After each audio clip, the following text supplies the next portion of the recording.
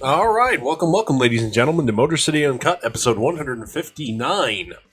Presented by the Major Sports Network Detroit. I'm your host, Dorf, joined each and every week. We actually have the full crew again. Joined each and every week by Adam Hernandez, our founder, CEO, boss man, emperor extraordinaire. And Sean, I swear we've been doing this bit for 3 years, but you still don't have a job title, man. That's true. That is very true. Give yourself one. Why do I have to give myself one? That's not how it works. Yes, it is. No, it's not. Come on, we don't run any sort of professional ship around here. Wait a second. I don't know. There's this this podcast I listen to called the Greatest Debate in the Universe, and each and every week they give the guy that runs the thing. He gives everybody else who appears on it regularly a different job title every week, and. It's usually like the insert military rank of this or something like that, and that's anyway. It's come up. Have something prepared for next week. Okay, I will think of something. Are you giving him an assignment? Yes, I know. I'm in school all of a sudden. I am exercising my powers. You better write notes. I am exercising my email. I am exercising my power as host. Sean, you have homework. You didn't know you'd have to go back to school when you came to do your show tonight. All right. Slow news week, really, but we actually have quite a bit to talk about. Interesting piece of news. Well, not really interesting. It's been a foregone conclusion for the last 3 or 4 weeks.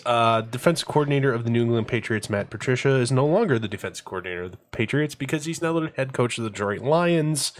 I know your guys' likely answer here, but do you have any concern about the hire after they got torched for 41 in the Super Bowl?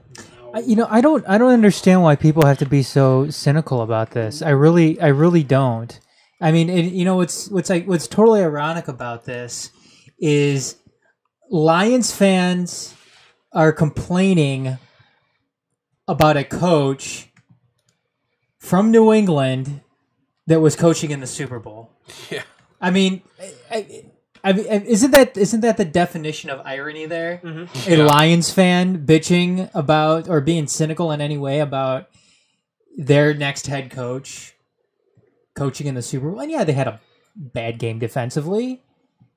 And dude, there was one total punt in the game, man. Yeah, and and Dorf, you said it a few weeks ago, and I asked this question too. I mean, is there any concern regarding Matt Patricia and the Patriots defense? And you had a pretty good, reasonable answer. And that answer was Patriots has never been concerned with defense. Yeah. As far as getting defensive talent. Like whether you look at like draft pick usage, free agency spend, they really, especially now, they have like one high price guy on the defense, Stephon Gilmore. That's it. I mean, and the guy. Other than that, you look at like their defense in front. James Harrison was signed off the street towards the end of the year. Mm-hmm. Played almost every pass rush snap. Yep. Kyle Van Noy, you all know about him. Mm-hmm. See that tackle he made too last night? Kyle Van Noy is on that defense. And then you've got like Trey Flowers, I believe was a second or third round pick, undersized defensive end. And then I believe the other guy starting at linebacker for him right now is a UDFA. Mm-hmm. Last name's also Flowers. I forget his first name. UDFA. Look at what he worked with, and look how far he got. I mean, yeah, they have Eric Rowe, who actually was an Eagles second round pick that they traded for, starting at one corner, and Malcolm Butler until his benching, UDFA. Mm-hmm. Brandon Merriweather, or not Brandon Merriweather. God, he's been gone for a long time. A few years. Shit, who's their strong safety? Patrick Chung. Chung, yeah. Doesn't make a lot. Harmon, other safety, doesn't make a lot. Mm-hmm. You know, they don't have guys that make any damn money. No, it's not defense. We're not talking about or this. any like recent first round picks who haven't got paid yet or something. Well, you look at all these teams too. You look at all these teams that are a top NFL total defense. I mean, they have guys. They have guys out there. They have household names out on those rosters that contribute to the overall success of those defenses. And again, that's just not something that the Patriots have ever done. They've always worried about their offense carrying the team. That's because you have Tom. Oh, they've always worried about Tom Brady carrying the team. Well, okay, pretty much. I don't think it's that. I think it's more of a you can get better bang for your buck on defense than it compares to offense. Because if you actually look at it, they've spent. I mean, Danny Amendola isn't all that talented. Mm-hmm. He makes $6 or $7 million.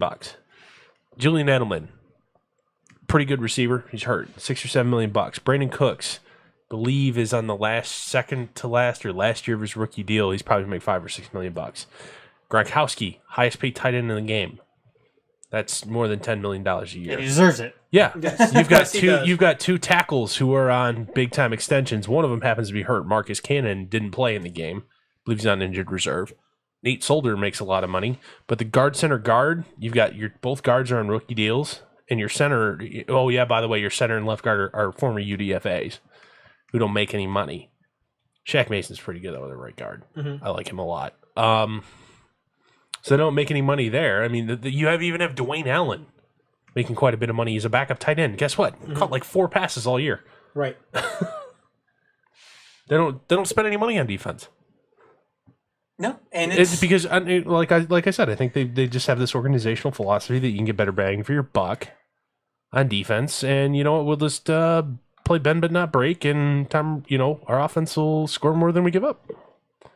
Well, that's what I meant. I mean, when you have look at Tom Brady's winning NFL MVPs and he's 40 years old. Yes. Mm-hmm. I mean, that's incredible. And when you have a commodity like that, when you have a luxury like that, you can afford to take, shortcuts, or you can get that better bang for your buck on defense. When you have a guy like Tom Brady on the other side of the football doing what he does, and Tom Brady didn't look all that great last night, but he threw for 500 yards. No, but what I'm going to say, and that's what I was getting to before you cut me off there, dickhead. I don't know how you can look bad and throw for 500 yards.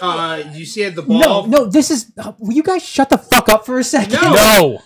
He didn't... Yes, he threw for over 500 yards, but I think Tom Brady has looked better in other games. You can still throw for a shit ton of yards and not look as good in other times, during your career. And that's what I'm saying. Mm-hmm. Is I don't know if it was his hand or what, but I thought yes, Tom Brady looked excellent last night. I'm just saying in other instances he's looked better. Mm-hmm. Maybe not as thrown for as many yards, but he's looked better in other circumstances. So why I really had this topic...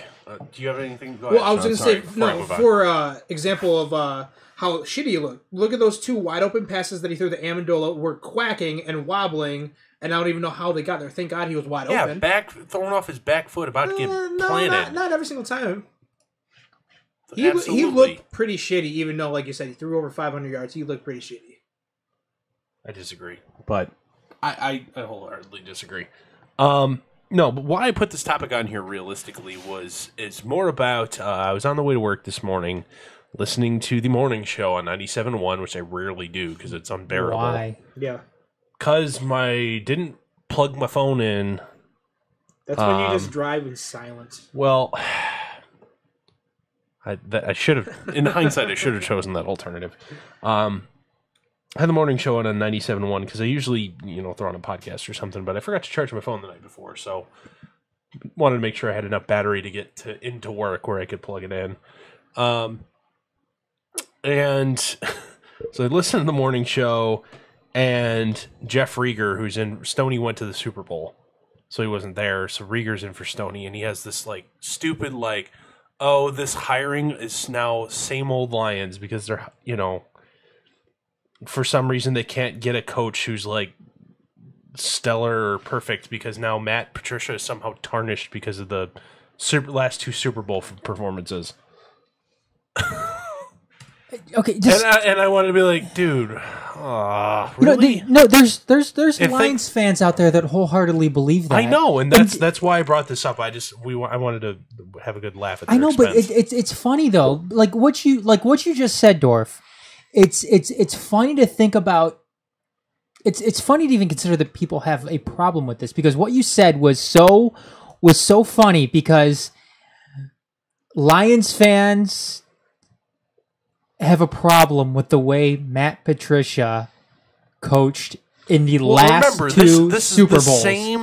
The last 2 Super Bowls. The same radio market who was productive enough to talk about, does Matt Patricia's unkempt beard make you have any reservations about hiring him as a coach? Was that a Doug and Gator thing. Yeah, fuck them. That was a Doug and Gator thing. I didn't listen to that live, but just no. But I heard about something like that. Oh, too, it was just one of those. Like, are you fucking kidding me? No, does the backwards hat and the unkempt beard give you any reservations? That's lowest denominator. Because he's the face of your franchise. Who cares? Yeah. No, he's not. If he's winning games, why do you care? And he's really not the face of your franchise. Face of the franchise is Matthew Stafford. Yeah. If it wasn't for Tom Brady, you could argue Bill Belichick would be the only coach that's the face of a franchise. Mm-hmm.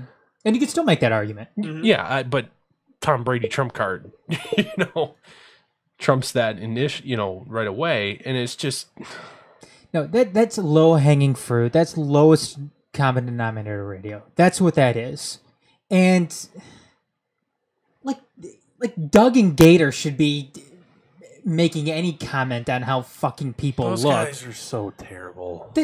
No, I agree, and no, that's what it's come to. We've had our discussions, in this on this show, and in our own private conversations, Dorf, about radio in this town. Who's a rich uncle can we hit up for some startup cash to start our own competitor radio station? That's not on the internet? Yeah, that's not on the internet. The standard FM airwaves. I don't know. Yeah, I don't know. I don't know if I want to go to FM. Why not? I don't know. I might say shit or fuck or... Yeah, I was going to say... Well, that's why you put it on a 30-second delay and you got a bleep button. Yeah, we probably forget, though. You hire an actual board op and you don't... Wait, why are we hiring people that... Because we've hypothetically started a real radio station. I don't know. Yeah. I'd rather do satellite. Yeah, then you could swear all you want. That'd be fine. I wouldn't mind doing satellite radio. No, but that's awful. That is so awful. I mean, that when you're sitting there hiring based on, or not hiring, but when you're sitting there making a judgment based on look alone, and that's what it seems like what they were doing. Well, yeah. You've got nothing. Nothing. And also at the same time, I'm gonna play devil's advocate here for you. It was in middle of January. Pistons were in the middle of a losing streak. The Red Wings suck, and the Tigers are doing nothing. So, they're just. What are you really going to talk about in the Detroit market? Who just tunes off if you start talking national sports? I figure there's anything whatsoever than how Matt Patricia looks. Yeah, weren't you for a while talking about Dancing with the Stars all the time? Yeah, if this wasn't, there's other things. You had the Terry Foster Weekly Bachelor Hour. Bachelor and the Bachelorette.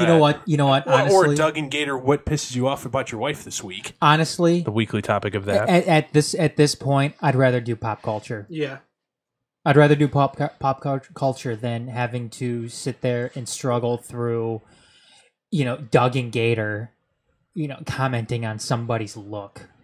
That's just, yeah. Oh man. But I'm happy though. Yeah. I'm happy. I like it. I think that this is. Go ahead. Sorry. I was going to say it's not too often the Lions get their man. Right. And by the way, I would like the record to show I asked for him 2 years ago. Did you? Yes, I did. Look at the podcast archive. We were talking about at the end of the last NFL season, not this most recent one, but the one before, whether or not they should retain Caldwell because still no playoff win, yada yada yada. I asked for Matt Patricia.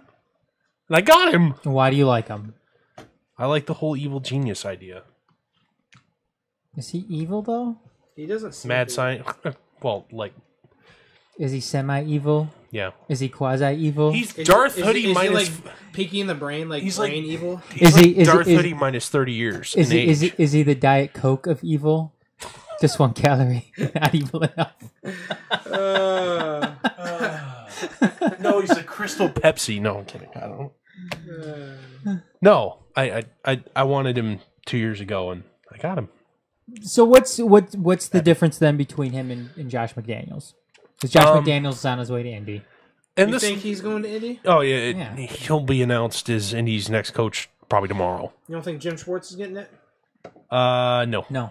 I think Jim Schwartz will be back in. The crazy part is Philly's going to win a Super Bowl and retain both coordinators. How fucking crazy is that? That's what I'm saying. Like, good for them. Because who still hasn't filled their job? Does Arizona have a coach yet?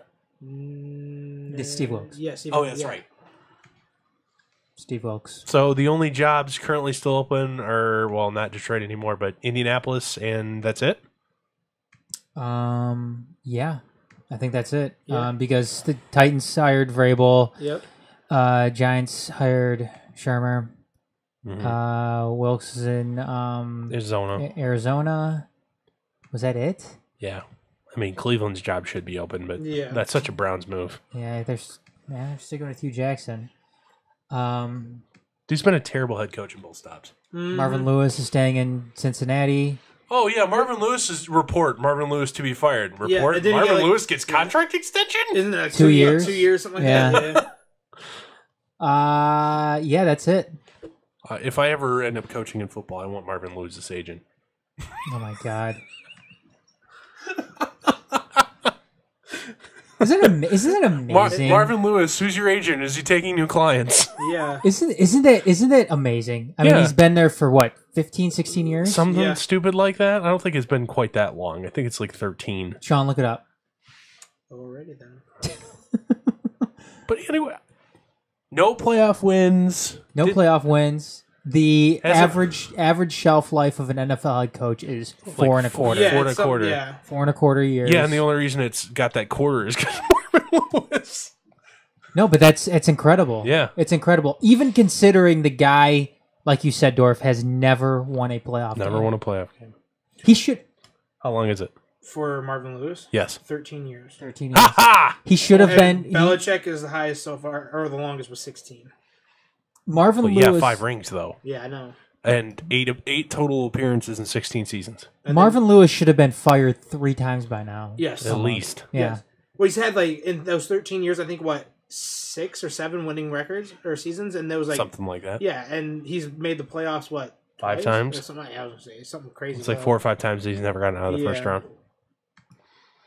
So what can the Lions? What are we going to expect from Matt Patricia then with the Lions? I mean, obviously they're Jim Bob Cooter's going to stay. Because Jim Bob Cooter is staying, I don't think you might see a little bit more aggressive play calling. I would hope that it would be very, very similar to what you saw Philadelphia do this week, where, you know what, we've got a giant pair of brass balls hanging between our legs, and you know what, fuck it, 4th and 1 on our own 47. Tight game, we're fucking going for it. And that's kind of how I'm looking at it too. Like I was figuring that. Look, I'm not thrilled that Cooter's coming back. Mm-hmm. But I guess the silver lining I'm looking at with all of this is continuity there. Yeah, maybe with Caldwell being gone, maybe the reins are taken off a little bit of Cooter, and he's able to. If you saw the play calling and game plan in the final week of the regular season, where I think Jim Bob Cooter saw that, you know what, Boss Man ain't going to be back. I'm going to do something crazy here. It was a lot more dynamic, explosive, and fun. Now, Green Bay didn't care. They were just trying to get out of there, not getting hurt. Oh, and that's when we saw the reverse, too. Yeah. But I would hope you would see a little more aggressive offensive play calling. But defensively, you're going to see defense of the week. You're going to see a lot more multiple formations. You're not going to see a strict adherence to the 4-3 or the 4-2-5, whatever you want to call it now, the 4-down lineman. You're going to see whatever. So we're going to see some 3-down linemen? You'll probably see a lot of it. Or at the same time, say you retain similar personnel. Can't wait. you're going to see if Ziggy Ansah returns, you're going to see him play with his hand up, hand not on the ground a lot. Anthony Zettel may never put his hand down ever again if he sticks around. I'm pretty excited to see, what, Patricia and Quinn can do in the offseason, see what, their chemistry. I'm more excited about that. Don't be surprised if there isn't a shit ton of turnover on the defensive side of the ball. Right.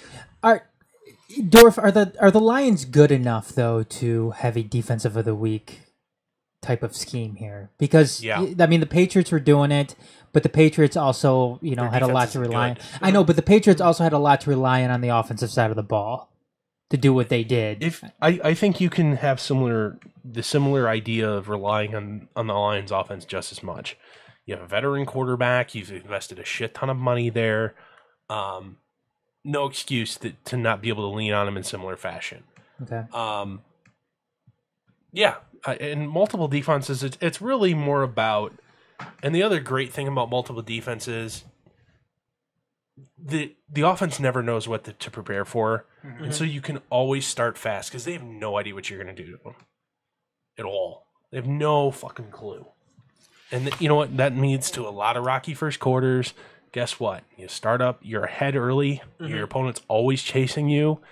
They start, taking aggressive shots, make mistakes, you force a lot more turnovers, win a lot more football games.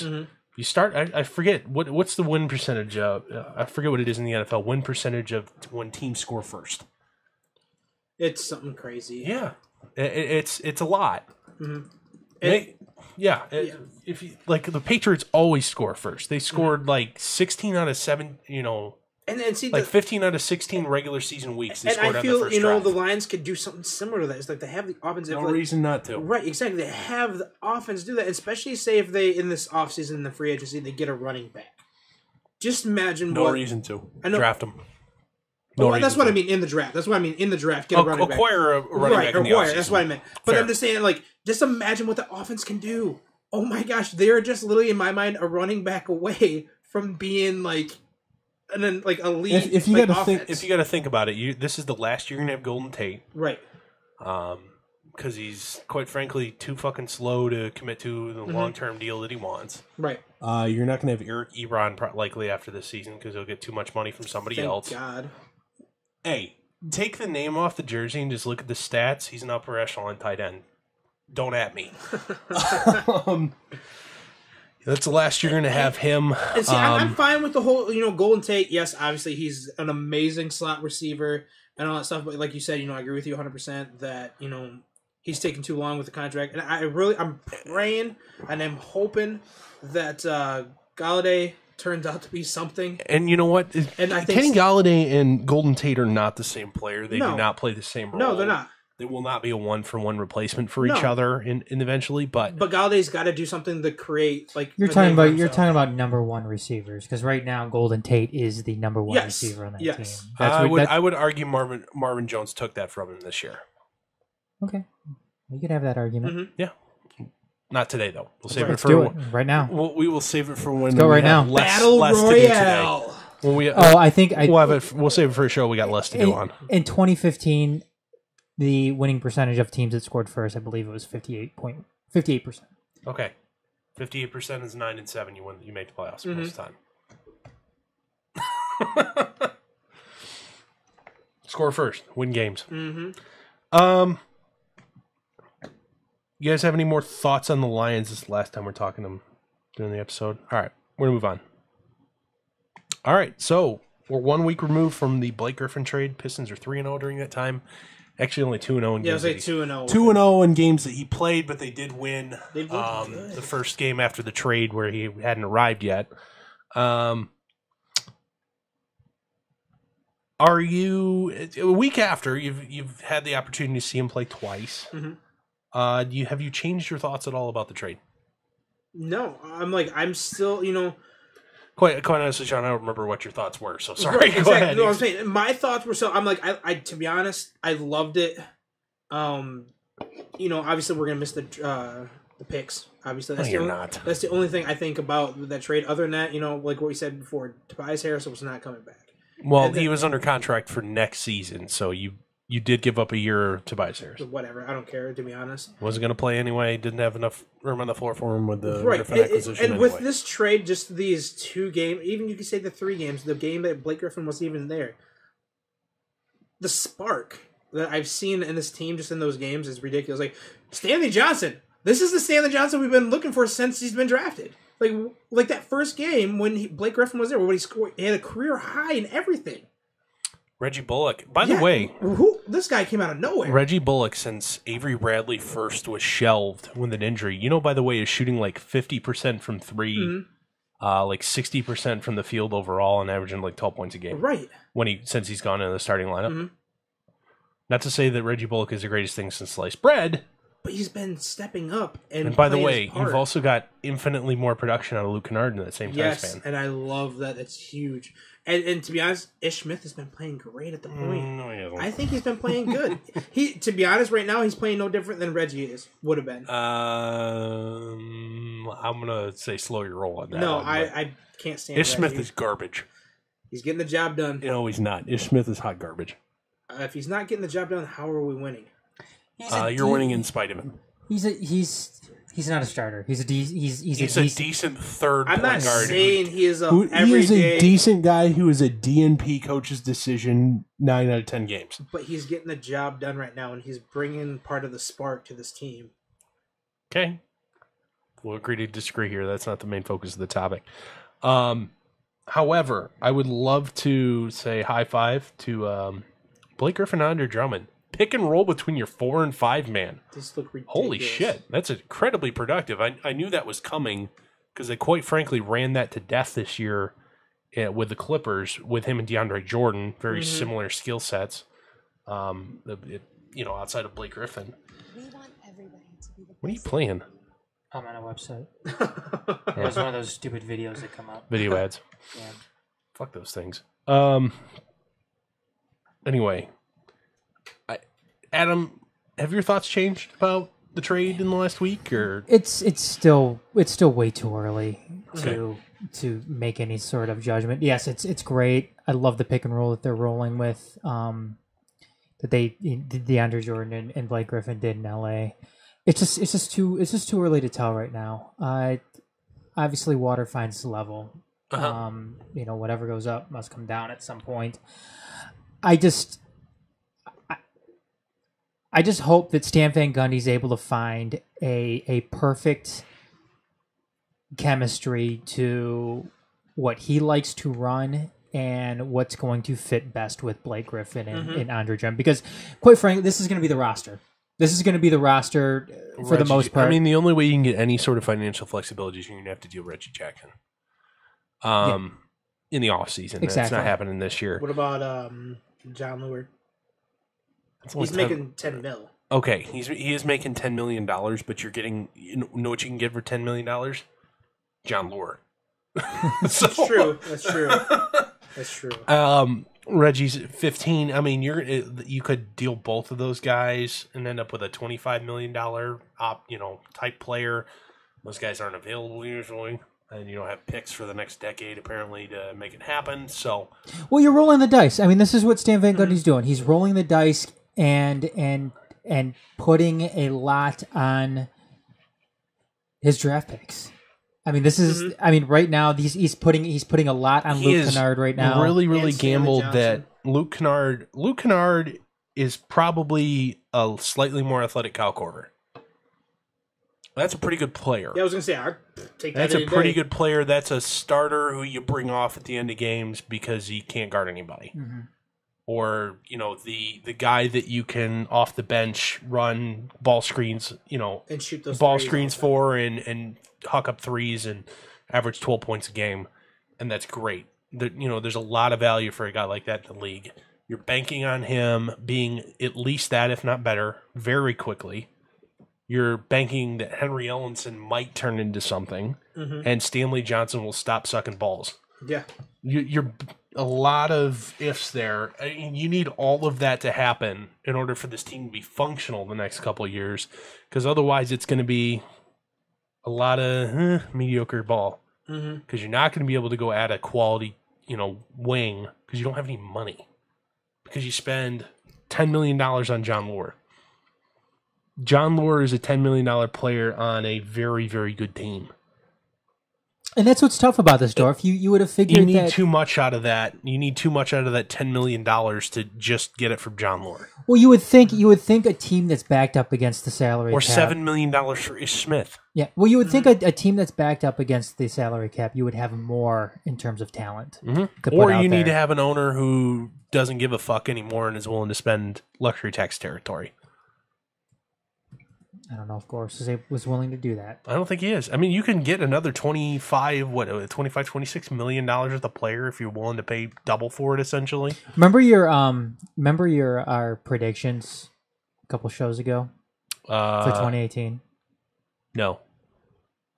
Did I say Tom Gorse would sell the team? Yes. Oh, I'm gonna play conspiracy theorist here. Yeah. Dan Gilbert wants to sell the Cavs. I don't think this is too big of a conspiracy. I wouldn't be surprised. There's a slight possibility that they don't trade franchises. I don't think that'll happen. I can see.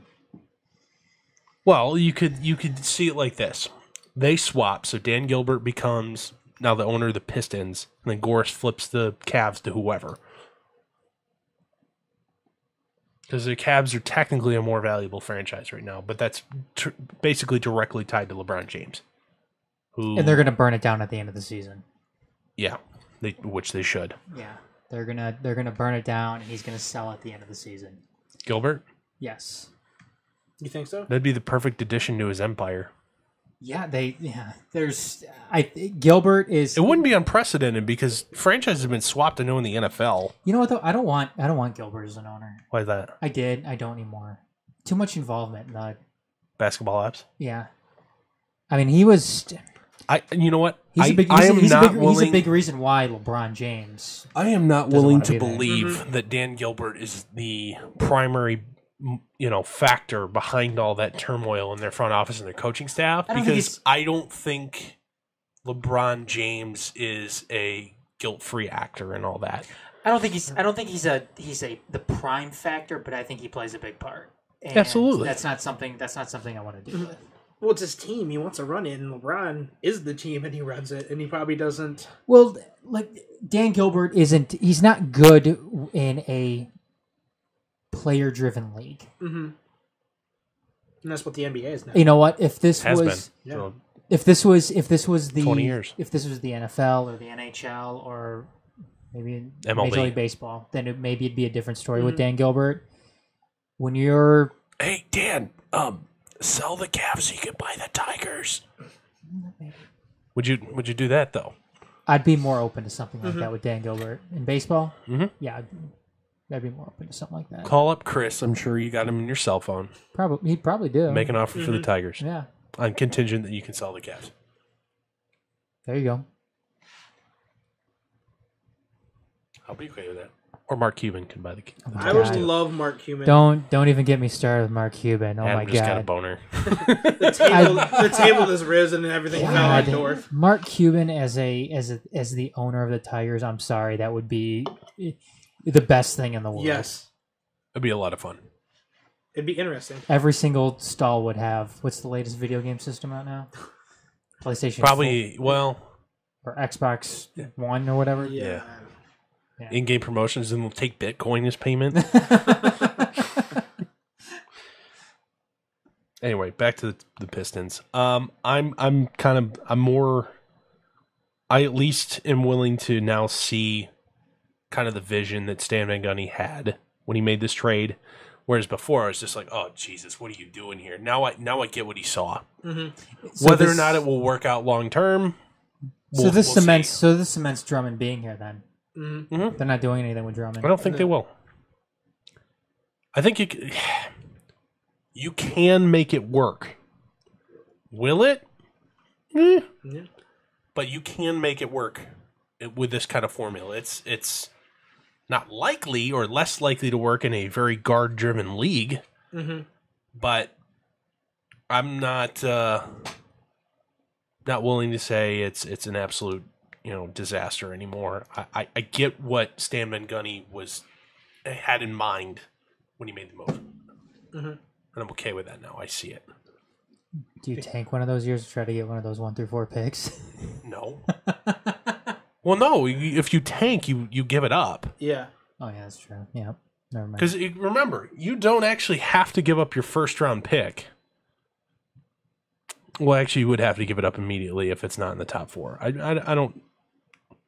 They should have tanked already, but now that they've made this move, they can't anymore. Mm-hmm. Yeah.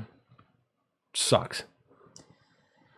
But they should have, but they can't. But you know what? In another sense, though, I mean, it sucks in the NBA from this standpoint. But this.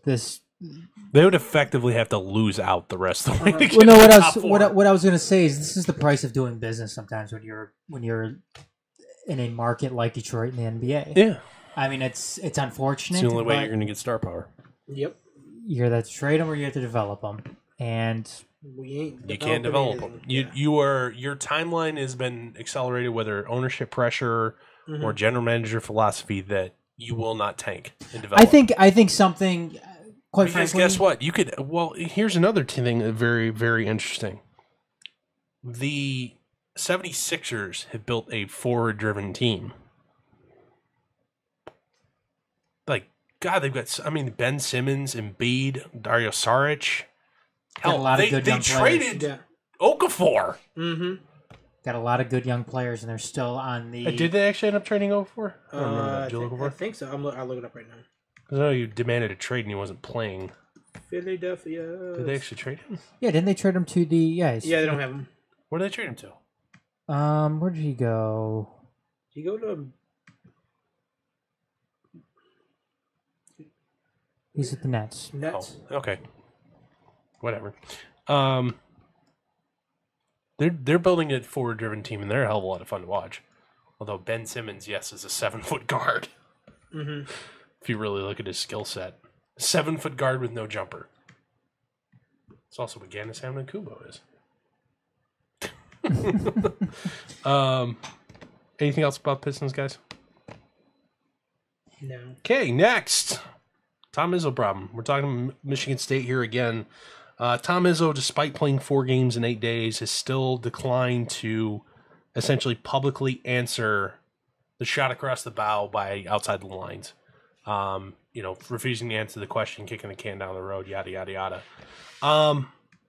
That is kind of a cause for concern publicly, essentially, with Michigan State men's basketball going forward, because you know what? Every time you don't say anything, it makes you look more and more guilty, or that you know something and you don't want to say it. Are you worried? I don't know. And that's, I'm going to kind of present both sides of it here. You're not going to accuse me of thinking that Tom Izzo is playing 4D chess or something, but Are you saying Tom Izzo's playing 4D chess? Stop.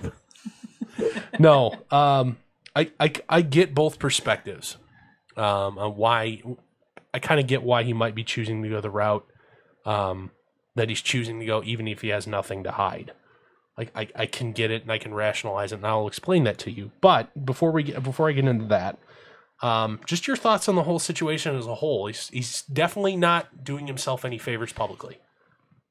Reminds me of when Mark D'Antonio was silent for those several weeks. Well, no. In the 2016 sexual assault thing, he didn't say anything until like the end of spring practice. Mm-hmm. It happened in the middle of winter, and he didn't say anything until spring practice. I'm wondering if this is lawyer driven. I'm wondering if it's if personal attorneys and university attorneys are sitting him down. Which, you know what, I would. In today's day and age, I wouldn't be completely surprised if that was the case. Everything you say will be used in a civil lawsuit. So shut up. And keep in mind, too, Michigan State is going to be facing, and I'm sure they already have, just litigation after litigation after litigation after litigation regarding this whole thing. So, I'm sure it probably all hasn't been filed yet, but it's coming. Yes. Oh, it's coming, and it's coming in a big way too. Yep.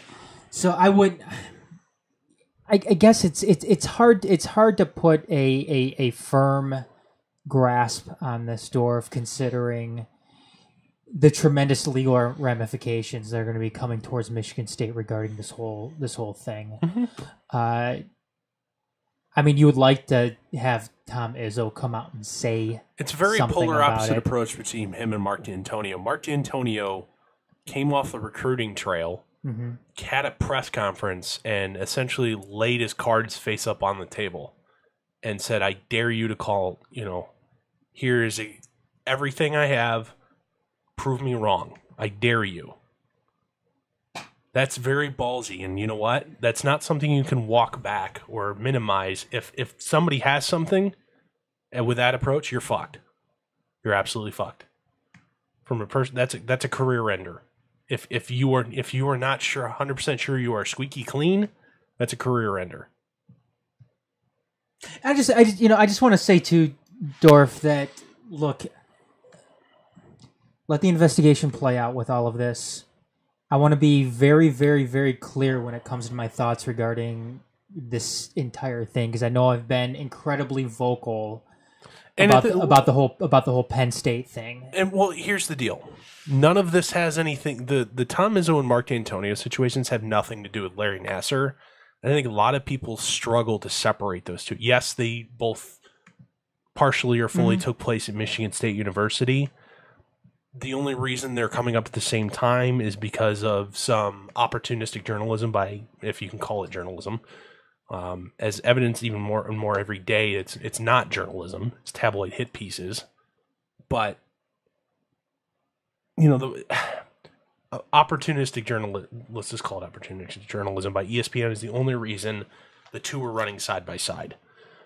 So, as far as the Michigan, Mark D'Antonio has said essentially, "You're full of shit," and come at me, bro.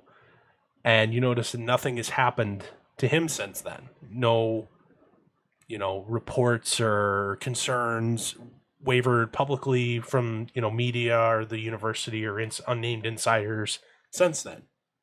So he went and said, "Come at me, bro. I'm good." But in contrast to Tom Izzo, where saying nothing is definitely a different way to go at it, but it's not helping his case. It's not making anything easier for him. Sean, do you have anything on this before I go on? Okay. It's I don't know. Like I said, and this is what I wanted to preface. I'm not going out there and making excuses for Tom Izzo and him not saying anything, because you know what? It may not be up to him. Is that what you're saying? I was going to say the decent thing to do is to address this. Probably, actually, not probably. That is the decent thing to do. That is the right thing to do. But again, like you said, Dorf, it may not be completely up to him. And I don't want anything to be misconstrued, because, like I said, I've been, I don't want to say over the top, because I think everything that I've ever said about Penn State has been deserved. Mm-hmm. The thing that, again, at the same time, the comments you made about Penn State were after conspiracy was proven. Yeah. Yes, there was, it was, and I know the free report was based on circumstantial evidence, but just because something is circumstantial doesn't mean you can't use common sense to connect the dots with that. And where I would say it's no longer people don't get convicted in criminal courts on circumstantial evidence. No. Or if they do, it's appealed and likely overturned. And Curley and Graham Spanier and all those guys all spent jail time for that. Spent jail time, because of it. And if Paterno didn't croak, he would have probably spent his last days in prison as well. He probably would have. Before I'm fully going out there and nuking Michigan State, I need to see what comes out of this special counsel investigation into it. Sure. I need to. And any reasonable, rational person out there is going to do that same exact thing too. Well, the problem is what you're hearing. There's no such thing as reasonable and rational in today's media culture anymore. At least it isn't portrayed publicly. Because if you're, say, Joe Bob Smith, who works at ESPN, and you're a talking head, and you come on the air and say, "Hey guys, let's just take it easy, take a chill pill here," that'll be your last spot on the air because guess what? Calm, rational doesn't attract eyeballs or clicks. So you're not going to see that because you know what? Ultimately, you're a ratings monkey. You know, your job is to just drive ratings, and whoa, take a chill pill isn't going to drive ratings in today's media culture. But why I'm going to shoehorn this back into how I kind of wanted this topic to go. Why I think Tom Izzo is being silent. Two angles. One, he knows something bad happened, and everything you can say can and will be used against you in the court of law or public opinion in this case. Are you saying something bad happened that he had control over? Correct. Okay. Potentially Travis Walton, the reported alleged incident of Adrian Payne and I believe it was Keith Appling. He pulled a Joe Paterno and looked the other way. Or called somebody at the prosecutor's office and said, make this go away. Okay. I can't believe Tom Izzo did that. Hang on. That could have happened. And he knows there's a paper trail. Mm-hmm. So he's saying nothing because, like I said, it can be and will use against him. Secondly, his team is in, he still has hopes for this season going somewhere. They're 22-3. I don't see why you wouldn't, and likely a number one seed in the tournament if it were to happen today. The last thing you need is, especially because your team is struggling to win games right now, you're still winning.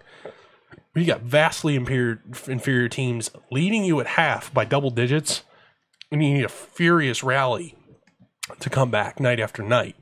Your team is struggling. The last thing you need to do is invite more controversy and more of a shitstorm by saying anything. So you are doing what you can to shield your players from the shitstorm that would be unleashed upon them if you say anything, whether it's the Martantonio strategy where I'm clean, come at me, bro, or hey, I really wish I could have done some stuff differently. Or you're not going to come out and say, I did bad, now I quit. That's not going to happen. But either of those two options. You do the brass ball strategy, let's call it, or the remorseful admission of guilt. Neither one of those are good, and you saw very early on he tried to kind of toe that line of hey, I'm sorry that people feel that way, but that's not what happened. But at the same time, I think he's really doing what he can to stay focused on trying to make still win a national. This is the best chance he's had in a national title since 2000. You could argue 2008. And he's probably not, this may be the last time he gets a shot at it, realistically. This is his best chance he's had. This is the best team he's had, if not better, than the Flintstones of the early 2000s, late 90s, early 2000s. He's trying not to blow that last shot at, maybe potentially the last shot at a national title on this, getting involved in this and stirring it up. So plus the lawyer angle. His personal attorney, because I'm sure he's got somebody on retainer, and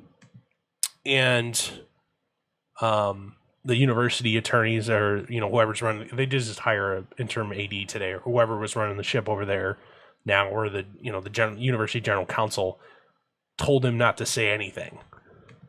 Stay quiet. Don't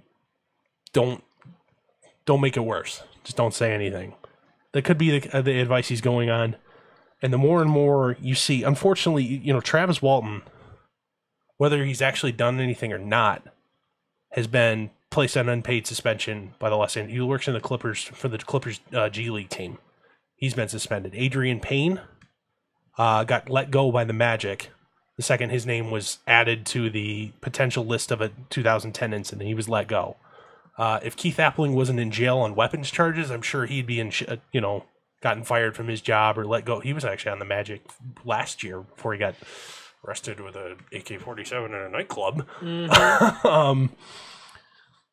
I'm sure he would be tarred and feathered publicly as well. It sucks because you know what? The prosecutorial system, the criminal court system chose to not charge these guys when a criminal complaint was filed against them previously. Payne plays in Europe now. Did he? He immediately jumped. Yeah, I don't blame him for getting out of He town. actually signed today, actually. Yeah. Magic cut him. He's on the Magic, actual, NBA roster. They cut him. When did they cut him? The day this all started. January 26th. Yep. Yeah, these guys, they had their proverbial day in court. And if you actually listen to the latest thing, they had an interview with a former city prosecutor, who, by the way, city prosecutors can only bring 90-day misdemeanor charges. They can't do anything higher than that. That's how the court system works. They, initially, first-time offenders, if it ends up in their lap, they charge them with something 90 days, and they usually plead down to something else. Don't do it again, otherwise we'll throw the book at you. Mm-hmm. And know what they plead it down to? What's that? Littering or jaywalking. That's the standard procedure. That's how it's done in the state of Michigan.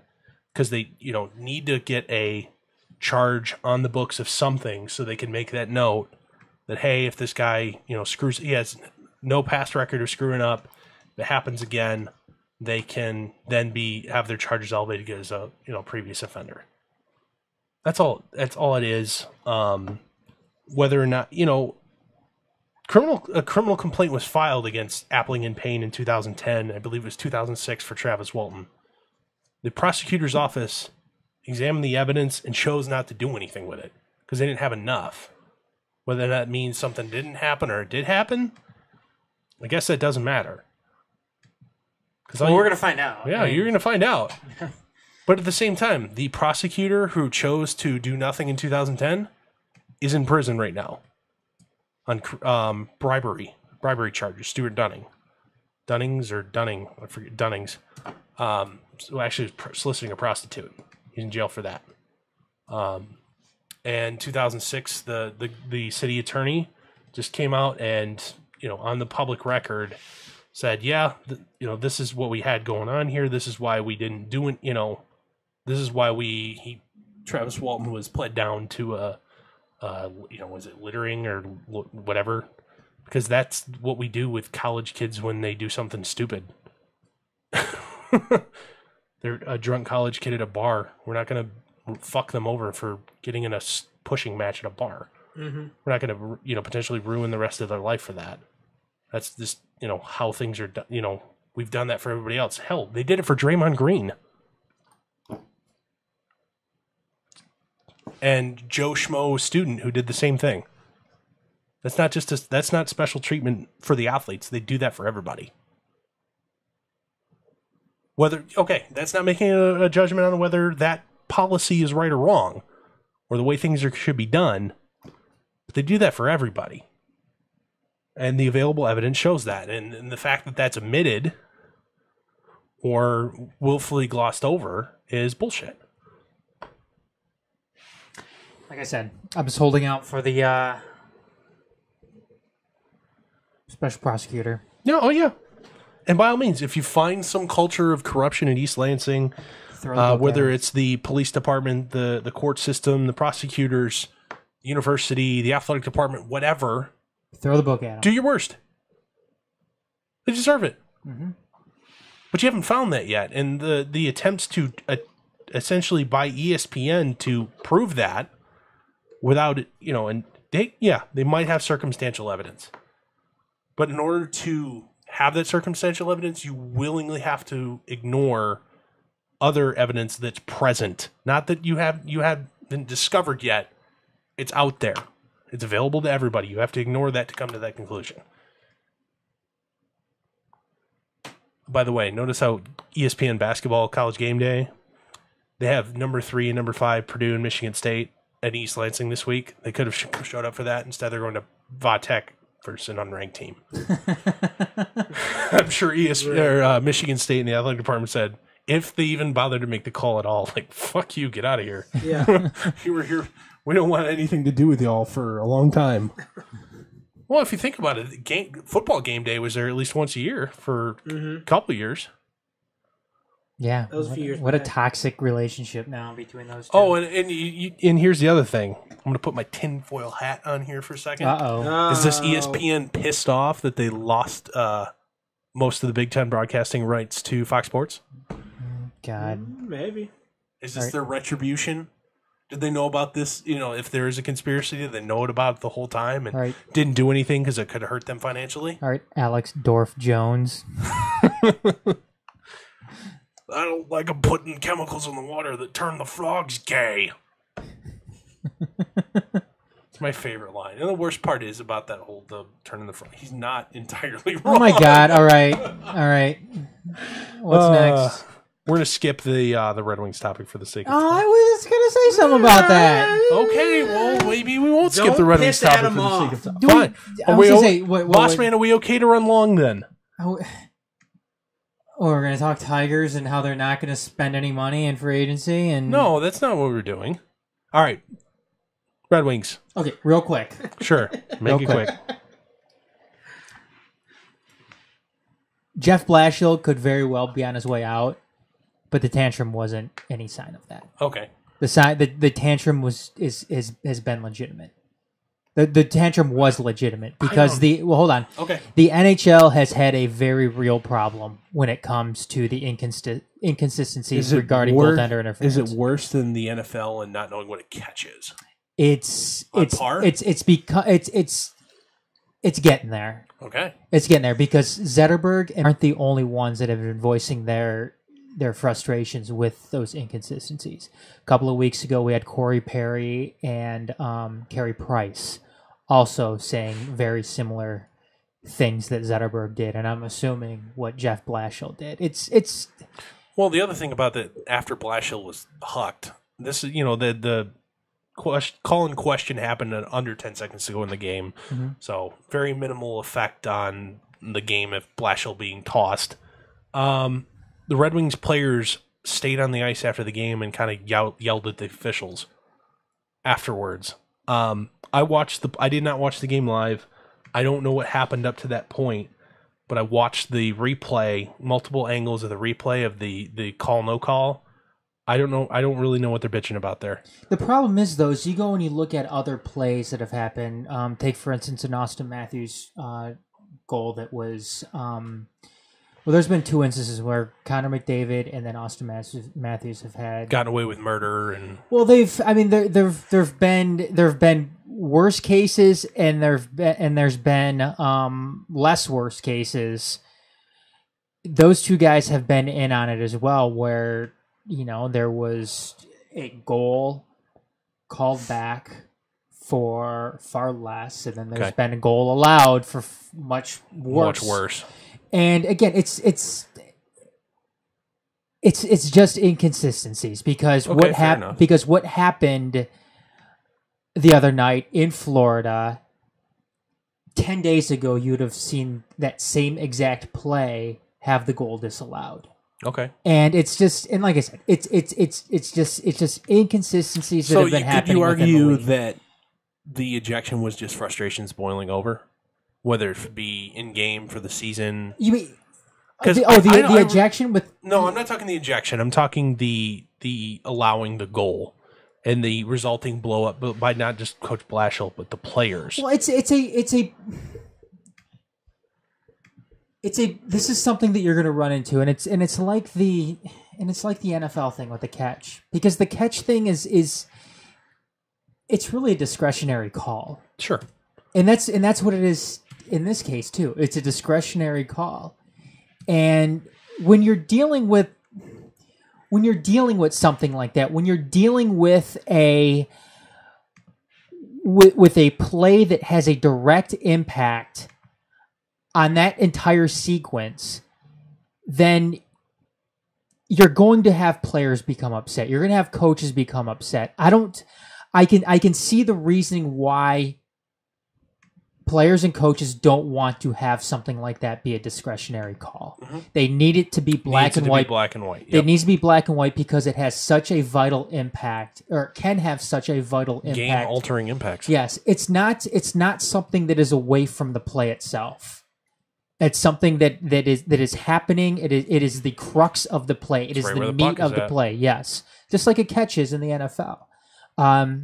So I understand the frustrations. I understand where Zetterberg and Blashill are coming from. I understand a couple of weeks ago where Carey Price and Corey Perry were coming from. I think this is something that the NHL and Gary Bettman just told the officials that I think you're overthinking things. Now, is that the case here? Maybe, maybe not. But the NHL, I have a question for you. Is it up to the on ice? Does the on ice official have any say in it, or is it entirely back in New York? You know what? I'm not completely clear. Because like in the NFL, it's a dual review. It's the league plus the head official. It's a conversation and they come to consensus. Where I don't know how it works in the NHL. I'm more inclined to believe that it's something that happens back in New York. So totally out of touch, potentially, with the goings on in the game. Totally out of touch. And again, but this is something that we've run into many, many other times with baseball officiating, umpiring. Yep. I mean, they send it to New York, and you've had that theory before that the guys in New York don't want to, step on the toes or show up their counterparts. I think that baseball specifically has gotten a hell of a lot better. Mm-hmm. You're not seeing issues with replay on a mass scale in baseball anymore. Where the first year it was, God, this is taking too long. Man, do they not want to show up there? That doesn't make any sense. I think that's the wrong call. They just try not to show up their partner. Now I think they effectively they've got it down to a science outside of like fair foul or home run calls where camera angles aren't available. Well, that's why didn't they add a couple extra umpires like out? Well, the outfield part of that too. No, that's only in the playoffs. Oh, that's only the playoffs. Yeah, I didn't know if they did that in regular season. Too. No, only in the playoffs. They've got guys down the line. All-Star game, not that matters, but they add an extra umpire in the All-Star game. Yeah, they right and left. Lines. Oh God. No, it's even more of a joke. Little League World Series doing that.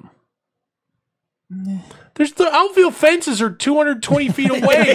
It's like you turn around as a first or third base umpire, take 4 steps, you're at the fence. Half of those kids can still throw from home plate over center field in that. Yeah, because they're 12 and they should be playing on like 280-foot fences. Yeah, whatever.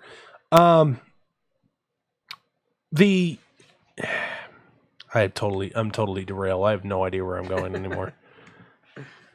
Like I said, bottom line is it's something the NHL needs to fix. Sure. It's something they need to fix. When you have inconsistencies, when you have discretionary calls on plays like that, I think that's something the NHL needs to do better with. Mm-hmm.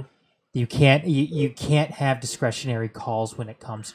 And there was a time and a place when goaltender interference went above and beyond. I mean, there was a time and a place. You couldn't breathe on the guy. Yeah, there was a time and a place when you couldn't have a fucking shoelace or a skate lace in the crease without having a goal called back. I don't think we need to be getting to that point. I just think, and you know what? Maybe what happened the other night in Florida, maybe that's how it should be called from now on. But if that's the case, then don't just do it Saturday night. Do it the whole time. Do it the entire season. Okay. And you know what? That's something that can easily be remedied here. You sit the referees down. Hey, look at this play. Look at this play. This isn't. Exactly. I don't think it needs to be that hard when you're dealing with something like this. And don't change it for the playoffs because what was it, a couple of years ago? Sidney Crosby's in front of the net. Puck stopped by the goalie. It's like in his pads, and he just takes his stick and jabs the goalie into the goal, and they allow it. Mm-hmm. Allow it as a goal. Regular season, no fucking chance in hell that happens. As long as you can consistent. I remember who did it too. But that's why it needs to be black and white. And as far as I'm concerned, you set precedent with this too. Yeah. I mean, you set precedent, and. Mm-hmm. You need to defer to what precedent was already set, and like I said, you have an offensive player going into the goaltender, not forced in, as the play's occurring. Shouldn't be a goal. Mm-hmm. Shouldn't be a goal, but whatever. All right, quick Tigers topic here. Since there's no action in the free agent market and the Tigers don't plan on being any good this year, you might be able to get a good deal on some high-priced talent, whether that's long-term or short-term. Are they bringing back JD? Hold on.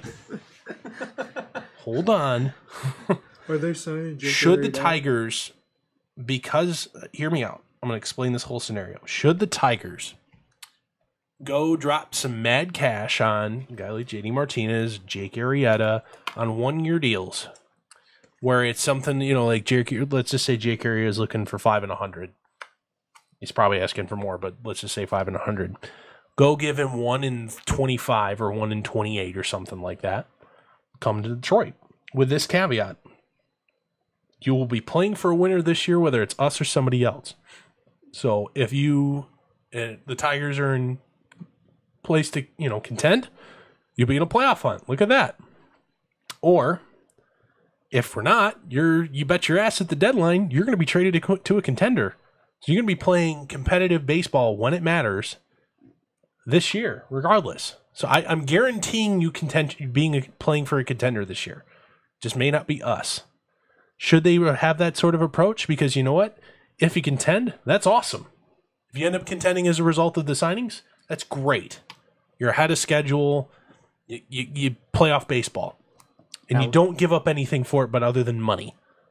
Or you end up adding more to the arsenal in your minor league system because you're flipping these guys for more prospects in the middle of the year, or prospects, or, you can trade compensatory picks, whatever.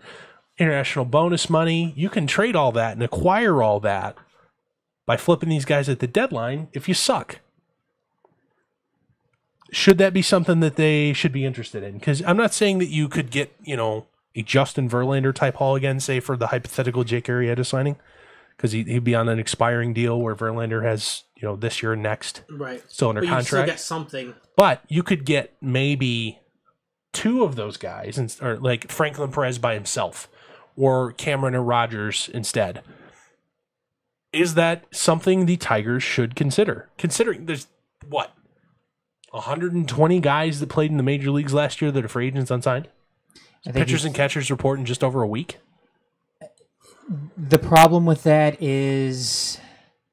No, you know what? I'm on board. Take out the problem of the Illich family not wanting to spend the money. Remove that problem, because we all know that's likely the case and why it won't happen.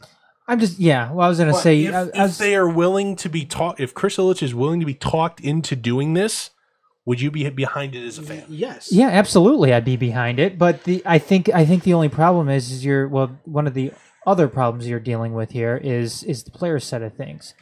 Players are going to want that long-term. Mm-hmm. But at this point, they have to realize they ain't getting it this year. I need somewhere to play and make money this year, so they're going to take what they can get. Right. They basically are going to play for another contract year, obviously, so they get paid again. What's called a pillow contract. Yeah. Or in the NFL, the 1-year prove-it deal. You see that a lot, where guys, like the perfect example of that is actually Nick Fairley when he left the Lions, had reportedly had multiple year offers in places he didn't want to go, and instead he took a 1-year contract with the Rams for a little bit more money than he was getting in his long-term deal and average annual value, but he took a 1-year prove-it deal over a multi-year deal because he didn't want to go to that place. I'm for it. Like I said, I think players are going to be hesitant to do it, because I think at this point right now they still feel like they can get that long-term contract. I still think they're feeling that they can get that long-term deal. Well, say spring training has started. It is now March 10th. Mm-hmm. Opening day is in 3 weeks. Mm-hmm. I still don't have a contract yet. Well, I mean... Al Avila calls, hey, Jake, or I don't know, who is another name we tossed earlier? Darvish. No, I don't want. Well, okay, you Darvish. There's nobody else really out there. Okay, well, I'm not necessarily saying pitching. Hey, JD Martinez, you don't have a team right now. Did Hosmer sign with anybody? No. Hosmer? No. Yeah. No. Or Moustakas. Or Moustakas or whatever. Hey, so-and-so. Let's just call him so-and-so. You don't have a team right now. Mm-hmm. I can offer you this. So-and-so, you're asking for 5, let's say 5 and 100.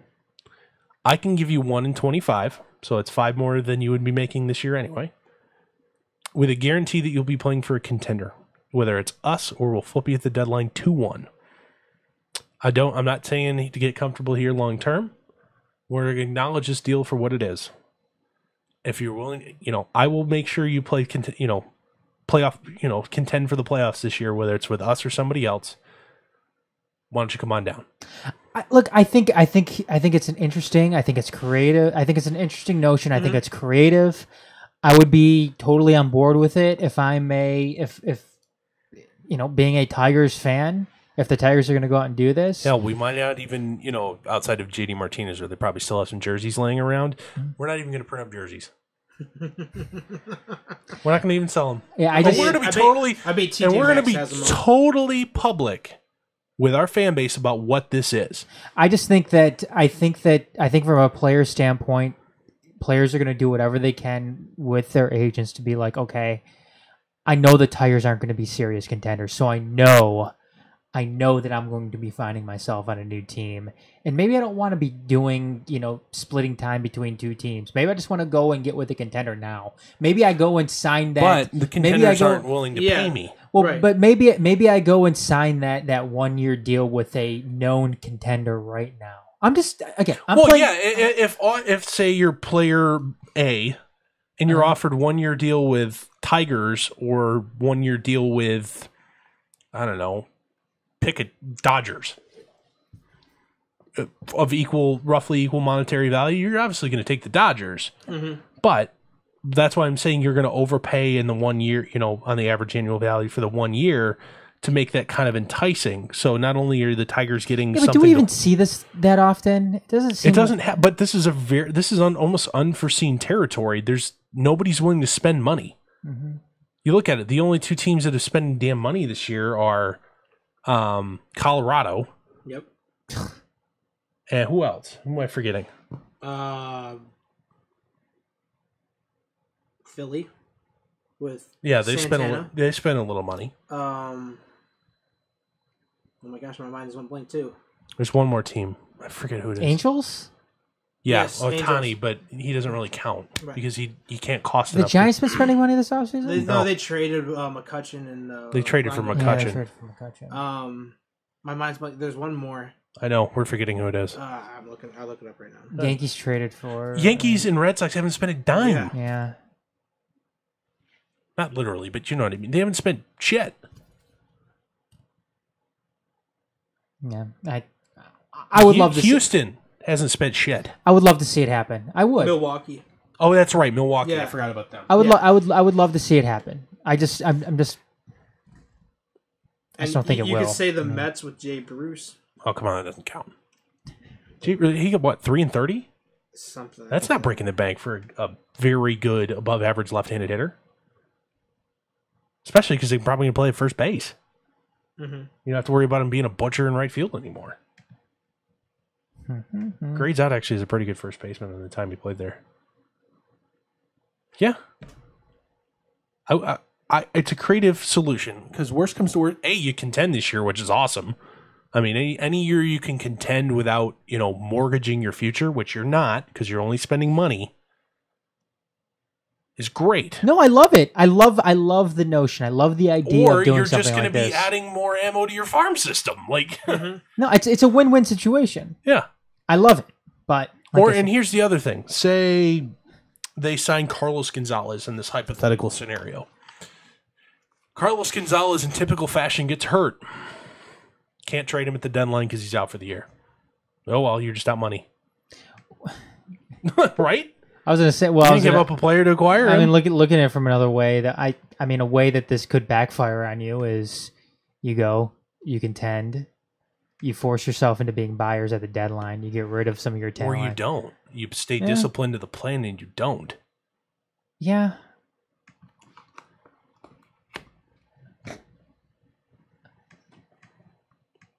Yeah, I don't know. I would be... If that's the case, I'd want to be more realistic. Or if you go on some magical 35-5 run like the '84 team started, then you know what? Oh shit, we're running away with this, but we still need a bullpen arm for the postseason. Okay, we have a legitimate chance of winning a World Series. If that costs you Bo Burrows, so be it. you have a legitimate chance, as long as you qualified as a legitimate chance, not just a chance that, oh, we're going to make it and see if we can make some noise. No, a legitimate chance. So we'd rehash our John Smoltz deal. Mm-hmm. Yeah. We might have to consider it. I'm not saying I'd advocate for it, but I wouldn't not consider it. Actually, that wasn't the year that they traded John Smoltz. That was later on in the 80s. Yeah, wasn't that 86? Something like that, yeah. It wasn't 84. Yeah, I think it was 86. It was it was later in the 80s because they didn't win the World. I think they made the playoffs. But it must have been 86 because I want to say they were. I believe he was a high school. It was 86 is the year I was born. Because he graduated in 85. Mm-hmm. Okay. High school in 85. Okay. I love the idea. Do it. I just don't think it's going to happen. Okay, so I'm not crazy here. No, you're I not crazy. honestly had this thought like sitting at my desk today at like 4 o'clock. Just kind of starting to do some like show prep and start writing the sheet. I'm like, well, that's not a half bad idea. I mean, like the only guy that's signed for any money this offseason was Lorenzo Cain. Mm-hmm. Got 5 and 85, which is for him that's pretty good value both ways. Right. I'd like to see them do it. So, all right, last but not least, we're going to wrap things up here. Cut room floor, Alex Faedo, last year's first-round pick. Non-roster invitee to spring training. Has not pitched in professional ball yet. Are you guys surprised, or is this going to be makes one appearance against Georgia Southern and then gets sent to minor league camp? I have a feeling that's probably what's going to happen. Probably.